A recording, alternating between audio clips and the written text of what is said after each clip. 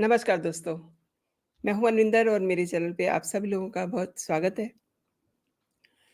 कुछ साल पहले की बात करूँ तो एक धारावाहिक आया करता था, जिसका नाम था मुंगेरी लाल के हसीन सपने। ये जिस समय चुनाव नज़दीक होते हैं ना, तो ऐसे सपने बहुत सारे लोग देखने लग जाते हैं और नीतीश कुमार कुर्सी के लिए 5 बार पहले भी अपना पाला बदल चुके हैं और अब वो चाहते हैं कि इतिहास में एक नई इबारत लिख कर के इतिहास को भी बदल दें। बिहार की राजनीति में काफ़ी कुछ करवट ले रहा है दोस्तों। आज बात करते हैं 12 जून को आखिर क्या होगा? क्या होने वाला है? इसमें नीतीश कुमार अ, क्या करने वाले हैं? क्या वो इतिहास बदल देंगे? मुझे ऐसा लगता है कि कुछ ऐसा होगा जो राहुल गांधी को शायद अच्छा ना लगे। नीतीश से ज़्यादा जल्दी में तो मुझे तेजस्वी दिख रहे हैं, तेजस्वी यादव। अगर नीतीश पीएम की कुर्सी के ख्वाब देख रहे हैं, तो तेजस्वी यादव सीएम की कुर्सी को देख रहे हैं। सिचुएशन अब बड़ी दिलचस्प होने वाली है, क्योंकि राष्ट्रीय जनता दल का स्वार्थ समझा जा सकता है, लेकिन नीतीश कुमार की पार्टी ऐसा क्यों कर रही है, समझ में नहीं आ रहा। येडीयू के गलियारों से कुछ बातें, कुछ खबरें इस तरीके की उड़ाई जा रही हैं। इसमें जो एक सबसे ख़ास है, वो है कि जो कुछ भी होगा, उसे जान करके, समझ करके राहुल गांधी परेशान हो सकते हैं। कर्नाटक की जीत से कांग्रेस को एक बूस्टर डोज़ मिला है, लेकिन हड़बड़ी में नीतीश कुमार बहुत तेज़ी से चल रहे हैं, बड़े हड़बड़ाए हुए हैं और राहुल अभी अमेरिका में इंटरनेशनल सपोर्ट हासिल कर रहे हैं। वो विदेश में हैं, अमेरिका में हैं और इधर खबर आ रही है कि नीतीश कुमार को विपक्ष का पीएम उम्मीदवार घोषित किया जा सकता है। ये 2 तरह से मुझे गलत लग रहा है, जो मैं आपको समझाना चाहूँगी कि एक तो ये जो उनकी सोच है, यही गलत है। दूसरा, ये सपना राहुल गांधी को देखना चाहिए जैसा कि कांग्रेस के लोग सोच रहे हैं।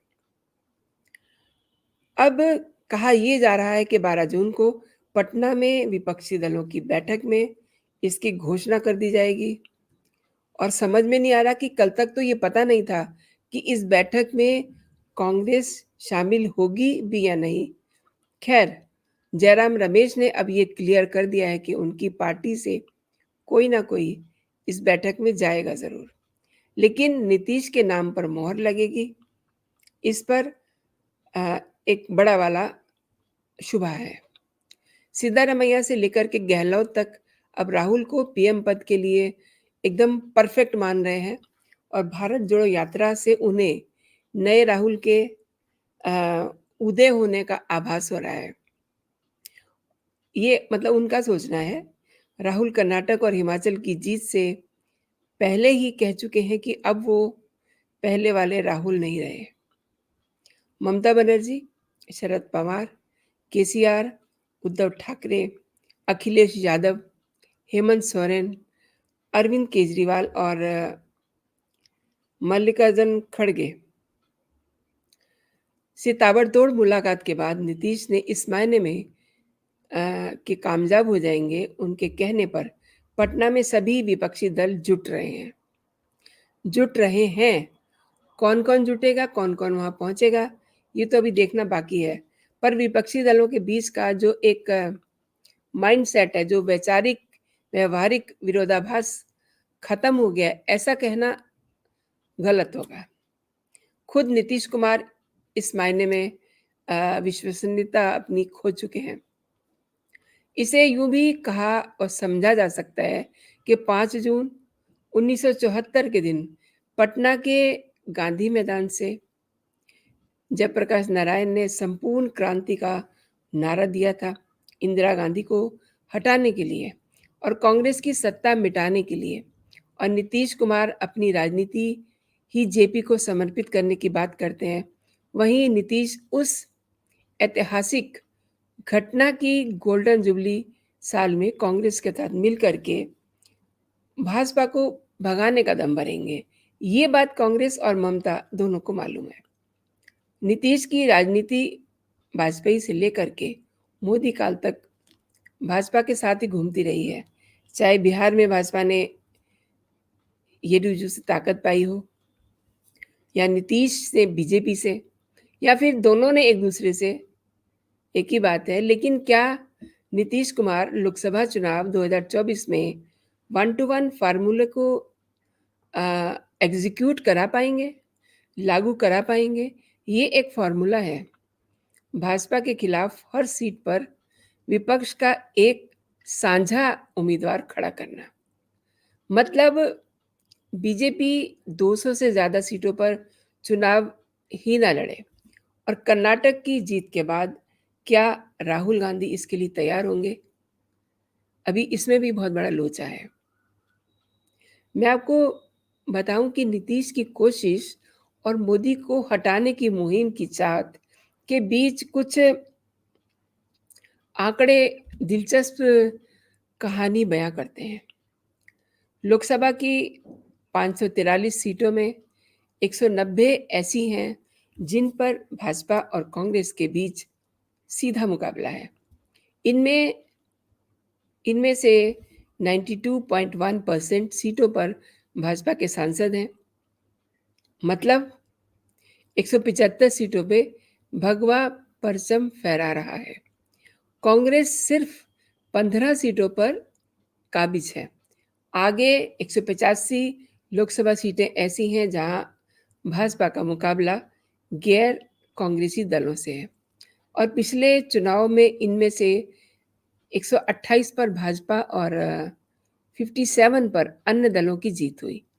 अब 71 सीटों पर कांग्रेस का मुकाबला गैर भाजपा दलों से है, जो नीतीश की अगुवाई में पटना में मिलेंगे। आप बात पे गौर कीजिए कि वो दल हैं जो नीतीश की अगुवाई में पटना में मिलने वाले हैं। पिछले चुनाव में इन 71 सीटों में 37 पर कांग्रेस जीती और 34 पर दूसरे क्षेत्रीय दलों की जीत हुई। इस पूरे मैप में हर एक लोकसभा की समीक्षा करना संभव नहीं है, लेकिन अगर जीते हुए और दूसरे नंबर पर रहे उम्मीदवारों को देखें तो 5 इलाके बहुत कहिए कि साफ नजर आते हैं।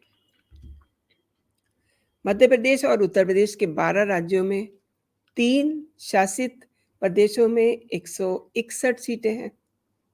इनमें से 147 पर दोनों राष्ट्रीय दल आमने सामने हैं, और 12 सीटों पर भाजपा और कांग्रेस का मुकाबला किसी क्षेत्रीय पार्टी से है, और दोनों सीटें ऐसी हैं जहां मुख्य मुकाबला क्षेत्रीय दलों के बीच है।